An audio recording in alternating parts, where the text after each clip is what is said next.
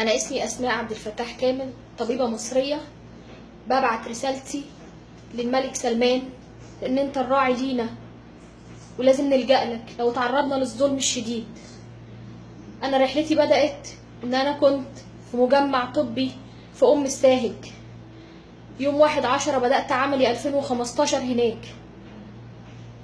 يوم 31/12 أنا تم تكريمي بشهادة تكريم ومتصورة في جريدة الشرق لثناء المرضى عليا، ولأني أنا قمت بمشروع بر الوالدين.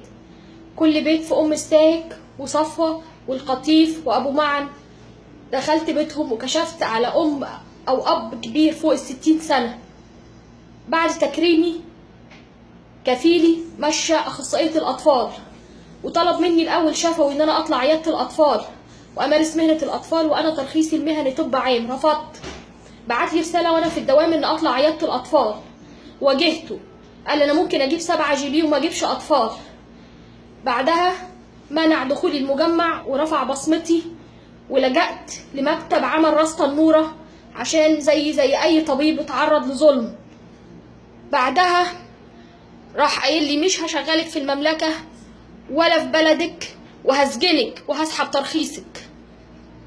بعدها كملت في مكتب العمل، قالوا لي روحي لقيتي رافع بصمتك سيبيله الورقة وتعاللنا تاني، وده اللي حصل ومشيت طريقي عادي. بعدها اتحولت القضية للمحكمة الابتدائية بالدمام لوزارة العمل. في الفترة اللي هي الشهر بدأ انه اول رسائل استمالة انه انا بزود نسبة الدكاترة، وانه يبعت لي انه تعالي معايا الشيراتون او مطعم قريب سمك في صفوة عشان اعرفك ليه انا عايزك تمضي على الانذارات. 3 ورقات انذار لجأت بيهم للصحة عشان يحققوا فيهم، عشان لو انا مخطئة اتعاقب ولو ليا حق اخده. بعدها راح قال لي في التليفون مباشرة انا هشد جوزك، ولما اغلقت السكة في وجهه بعت لي وردة على البيت يقول لي اتمنى لك حياة سعيدة. بعدها لجأت لما جات لنا رسالة تهديد الساعة 2 بالليل انه لو ما مضيتيش الانذارات انا هبدأ اتصرف. تاني يوم فعلا لقينا ضابط من شرطة صفوة بيكلم زوجي وبيقول له كفيل مراتك مقدم عليك بلاغ، وبيقول له تعالالي. والدي في مصر وجهني وقال لي روحي على اقرب اسم لكم واطلبوا الحماية وقولي له كل حاجة حصلت. ورحت فعلا اسم صفوة وقال لي انا مش هقدر اعمل في الضابط محضر لانه مديري. قلت له انا بحترم اداب المهنة حضرتك. قال لي انا اقدر اعمل في كفيلك، وشاف الرسايل وفرخها وقال لي دي قضية شرعية ما ينفعش الكفيل يقول لي مكفولته تعالي معايا الشيراتون او مطعم سمك في صفوة. وبعدها اتعمل محضر رقمه 380 في شرطة صفوة. بعدها نام المحضر وما تحولش للنيابة. لجأت اللي هو المنطقة الشرقية عشان بس يحمينا لانه طردنا من سكنه واضطرينا ناخد شقة مفروشة في الخبر. بعدها اتحرك المحضر لهيئة التحقيق والادعاء في القطيف واستدعوني ورحت. كل الكلام كان شفوي بدون تسجيل اي كلام رسمي. اول حاجة قالها لي المحضر مش كامل وانا هرجع المحضر الاسم تاني عشان ما جابوش المتهم.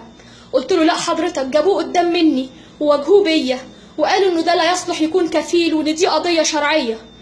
قال لي طيب كفيلك مسافر. قلت له انا طالبة بس تعهد عليه بعدم التعرض واخد اغراضي من سكنه لانه طردنا. بعدها لما قال لي خلاص وامشي قلت له لا انا والدي قايل لي لازم اكتب في اوراق رسميه ان انا استجبت لدعوتكم وجيت.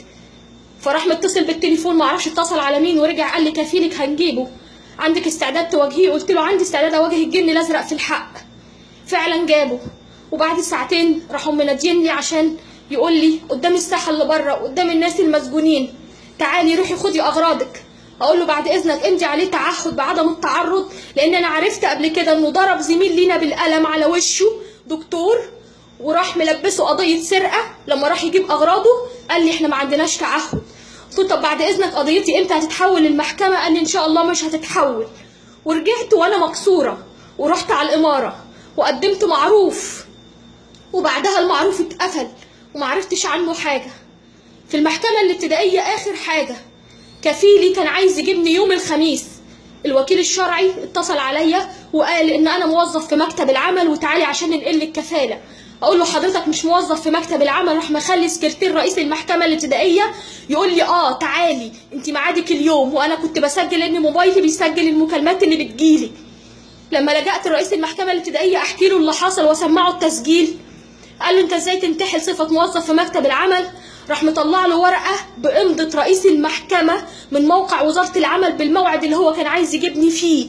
قال له انت ازاي تزور امضتي؟ وراح كاتب في محضر الجلسه انه انتحل صفه موظف في مكتب العمل. وبعدها مرضيش الوكيل الشرعي يمضي، قال له امشي اطلع بره. وقال لي ايه طلباتك؟ وجاب سكرتيره قدام مني اللي ساعده في ده ونهره قدامي، لدرجه ان انا قلت له يمكن حضرتك السكرتير استغلوا طيبته. بعدها طلع لي قرار اليوم بخروج نهائي وكمان التذكره عليا، عشان انا مش راضيه بالظلم. عشان بقعد اسال هو ايه علاقه ضابط الشرطه بينا؟ ليه يحصل معايا كده في هيئه التحقيق والادعاء؟ ليه كفيلي لغايه دلوقتي ما بيتعاقبش؟ ليه ما يبقاش معايا اقامه وباسبور اللي محتاجزهم من يوم 24/6 وانا ماشيه من غير اقامه؟ لعلم معاليك انا دلوقتي يوم وهتوجه للرياض واتوجه لكل القنوات الرسميه اللي اقدر اقدم فيها مظلمتي ويتحقق فيها بما يرضي الله. ولو انا مخطئه اتعاقب، لو ليا حق اقف جنبي ان انا اخد حقي بما يرضي الله وبما يرضيك. شكرا.